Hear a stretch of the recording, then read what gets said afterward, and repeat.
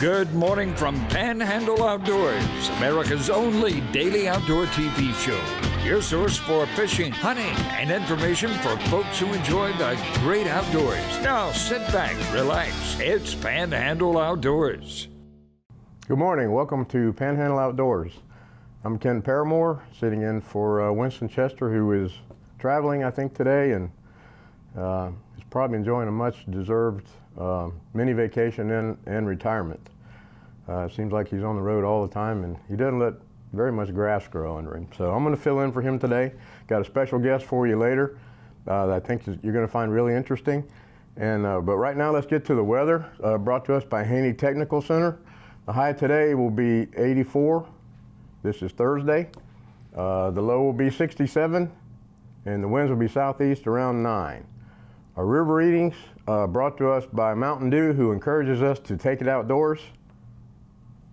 Choctawhatchee's at 2.7, and Apalachicola is at 14 feet. Our tides today will be at 3:06 this morning and 10:06 this afternoon. That'll be the low and the high. They're brought to us by Kent Forest Lawn Funeral Home and Cemeteries. Our marine forecast today will be east. Winds will be east 10 to 15, and our seas will be 2 to 4, which for those of you who may be venturing offshore, it may be a little bumpy. We'll be right back with our special guest.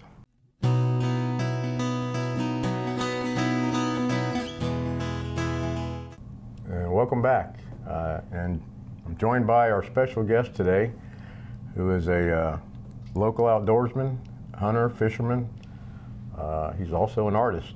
And welcome, Jose. Good morning. Jose Ponce. Ponce, yes, sir. And Jose is also a committee member of the local chapter of our Bay County Longbeards, who helps us with our banquets and organizes and helps us sell tickets and finds us great sponsors. So he's pretty involved in the outdoors as well. He loves to hunt and fish. But before we get into the hunting and fishing, how about telling us a little bit about how you fared in the hurricane? Well, it was rough just like for everybody else. It was. Yeah. We had all our trees, we lost all our trees and damage in our house. But, you know, we were able to live in our house, so we were lucky in certain ways. And tell us about how it was when you were inside the house and it got really bad. And you was telling me earlier that a big oak tree had come down and kind of smashed the front of the house. It took our front porch down, and at the same time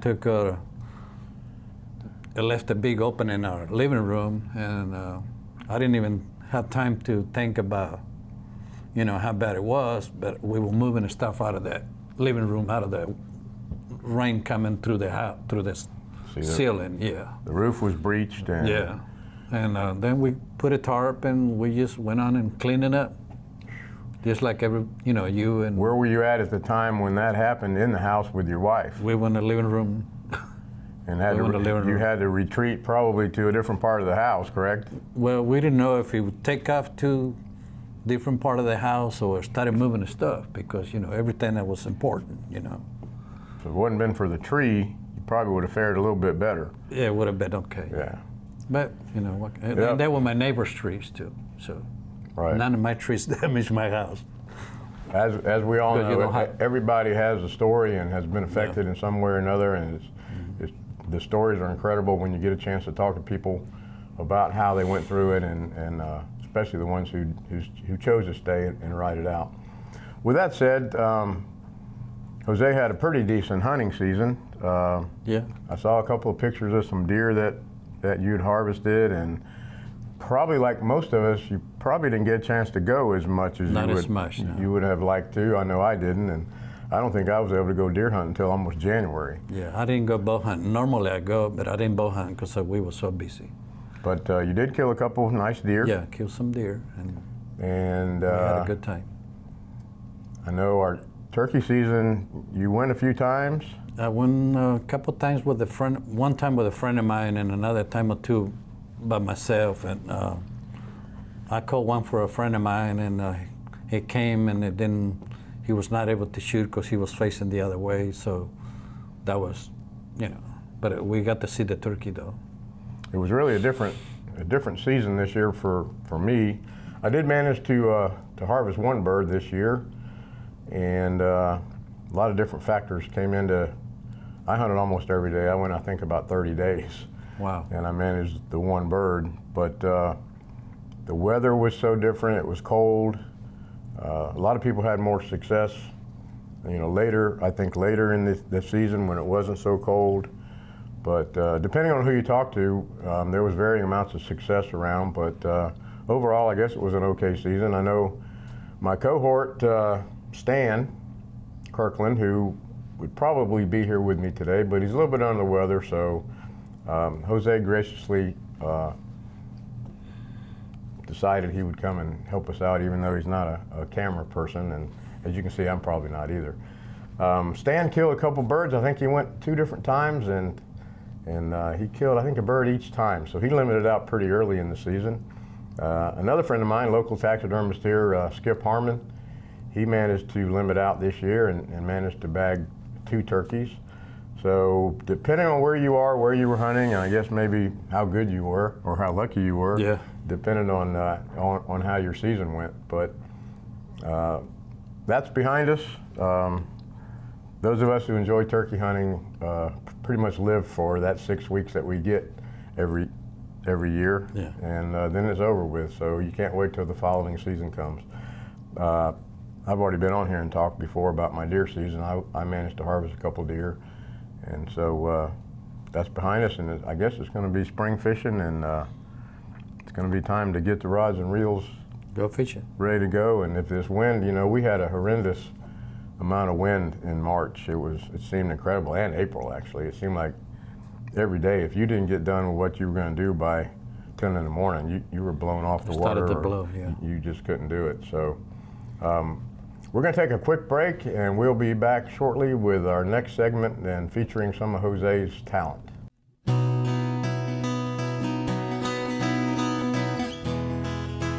Welcome back. One of the main reasons I wanted Jose to come on with us this morning was not only because he's an outdoorsman, he's hunted and fished all of his life, he loves the outdoors, but he takes it to a different level.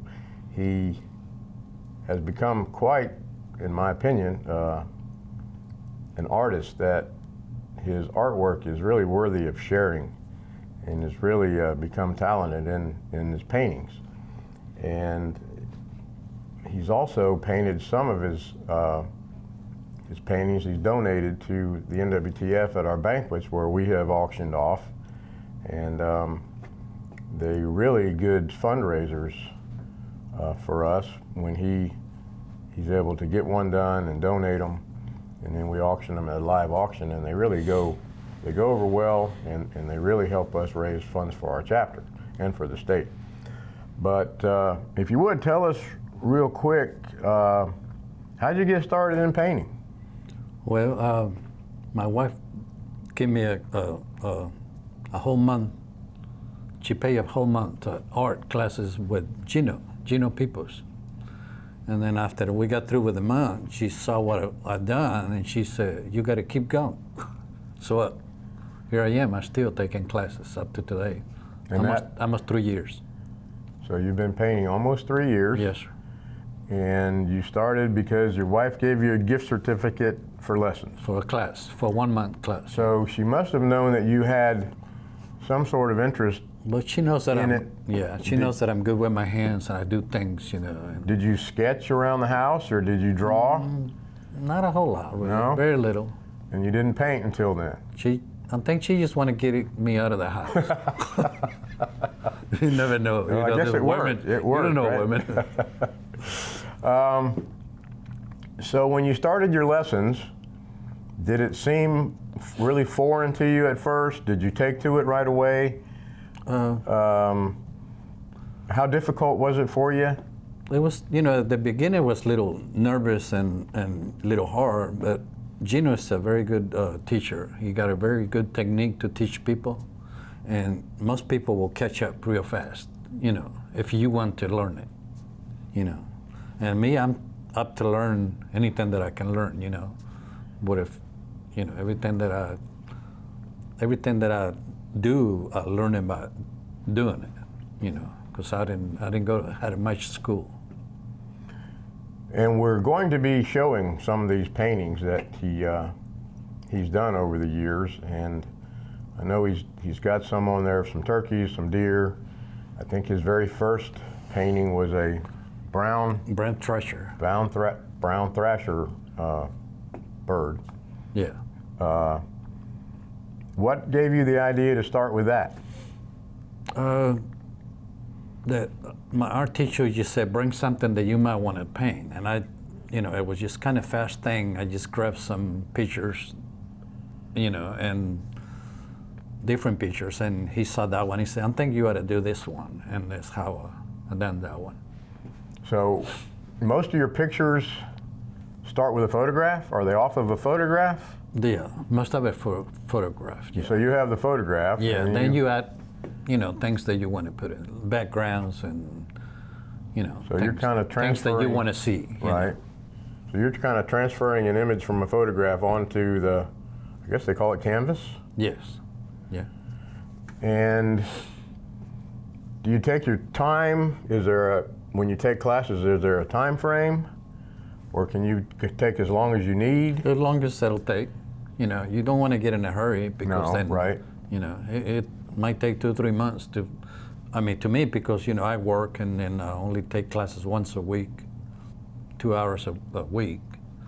And then I go home and I got things to do, and I work some at home, then I come back to the class and, keep on working on it. So how did the storm affect your classes? My classes, I had to stop it for about 3-4 months. My class, I don't even done any art at all. Where did you go to take the lessons at? We go to Hobby Lobby. Yeah, that's where he teaches? Yes, sir.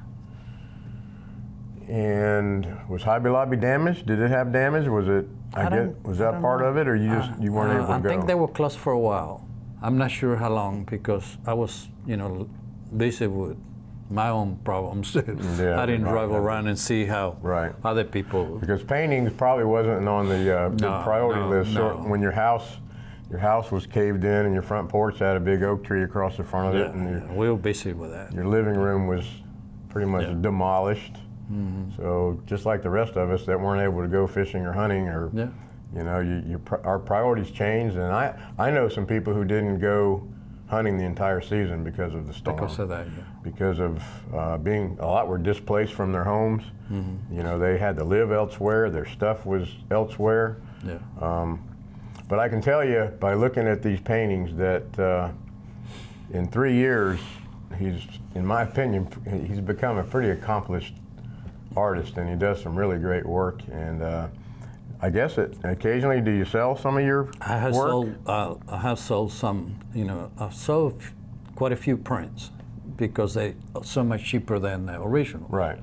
But I will sell originals if people want them, or prints. But do you don't take them to shows? I've never been to any of them. Probably don't have the time. It's just people that I know, and they Some great scenes. I know you did a game and fish office on one in a background, back when, and deer and turkeys, and it's pretty.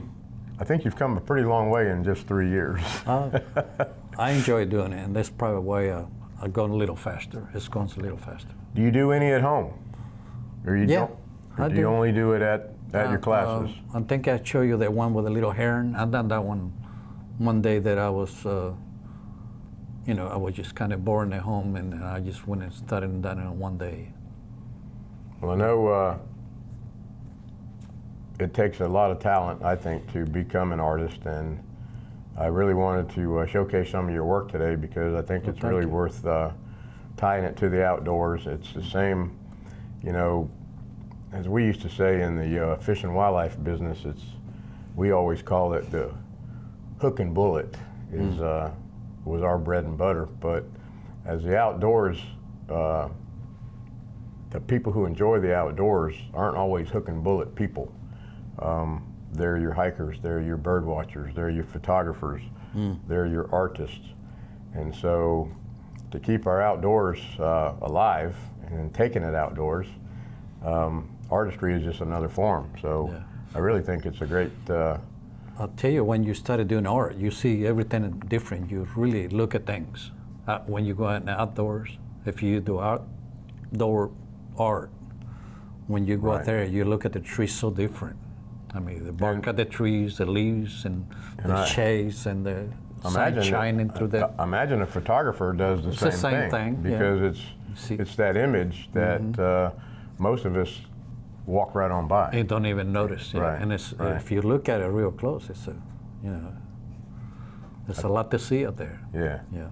It's a And to beautiful put place. it and to capture it and then put put it, it I together just think also. it's truly amazing. So anyway, I wanted to share that with you all, and I hope you enjoyed it. And we're going to take a break right now and be right back. Welcome back. Sitting here with Jose Ponce, which is becoming a locally renowned artist, as we told you in the previous segment.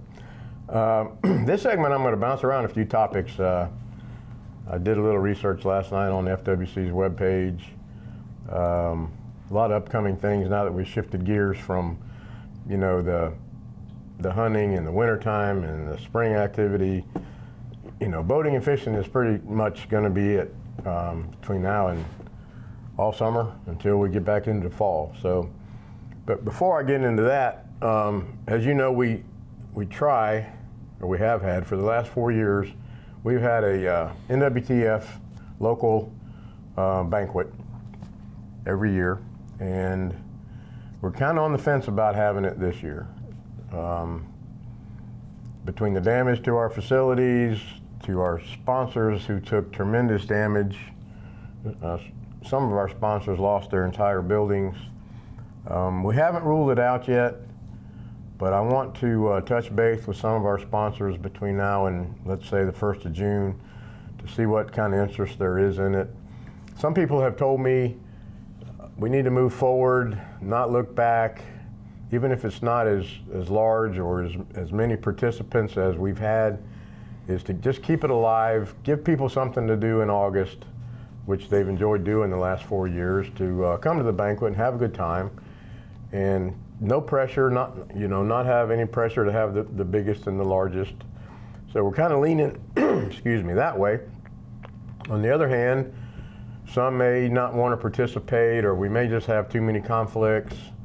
So we're really kind of on the fence about it, but I'm kind of torn between letting it go and trying to have a banquet again in August. If we do, it'll probably be around that second Friday night in August or somewhere in there. So we'll keep you posted.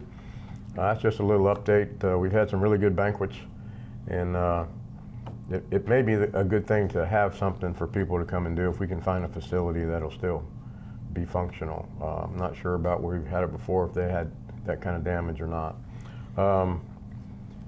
Snapper season, as everybody knows, is coming up. June 11 for us recreational people, and I believe it's June 1 for our commercial charter boat captains. And everybody's looking forward to snapper. I hear some of the reefs have been moved, especially some of the artificial reefs. For those that haven't, there's been some big snapper caught and released. I've seen a lot of pictures on Facebook and Panama City fishing page lately. So the fish are there. Everybody's just waiting and chomping at the bit for June 11, which ties into boating season. It's here. But officially, National Safe Boating Week, I think, is the week before Memorial Weekend. It kicks off the official boating season, and as you know, safety on the water is paramount. Life jackets, drinking and boating, rules of the road, navigational rules, courtesy. In all my years of doing boating law enforcement, the boating seasons are hectic for the enforcers, but it's paramount to keep people safe and make sure we keep the impaired operators off the water. Big three boating weekends will be Memorial, 4th of July, and Labor Day weekends, and then usually it kind of wraps up. Freshwater fishing is good during the summer most of the time. The whole summer, yeah. Springtime freshwater fishing, as you know, in the rivers are coming down, so they should be getting some activity, which is going to tie back into boating again, even on freshwater. Believe it or not, most of the boating accidents and drownings that I've worked over my career have been in freshwater, not salt. and it's usually some of those small boats, and depending on where in the state. Now, of course, I didn't work in Dayton, Broward County, and some of those counties where it's probably saltwater, but so spring fishing and summer fishing is going to be upon us, and it is. The weather is finally getting nice. The big announcement, and I'll leave most of that to Travis when he comes on, but we have new deer rules this year. I didn't know that. And new bag limits. The bag limits are going to 5 deer. The new reporting, there will be a new reporting system. I looked some of it up last night. You're going to have to report your harvest. Oh, kind of like they do in Alabama. Like they do in several other states, within 24 hours. And I even read last night, even if you harvested your deer with an antlerless deer tag, like on private land, You still have to you have to report, and it's going to, I believe it's going to count as part of your 5. Not sure I'll let Travis handle a lot of that, but big thing is come this fall with archery in our zone will be new rules, bag limits, and reporting system for our deer. We've had 2 deer per day for 20 plus years, probably, with no, season. I mean, it's just no record out of it, nothing. That's going to be a big change for our deer hunters coming up, and I'm sure there'll be more about it later. But with that, we're going to get out of here. Jose, thanks for coming. Thank you. Enjoyed having you here. See you next time. Thank you. Thanks for watching America's only daily outdoor TV show, Panhandle Outdoors with Winston Chester, featuring hunting, fishing, and other activities and information to help you enjoy the great outdoors. Join us next time for Panhandle Outdoors.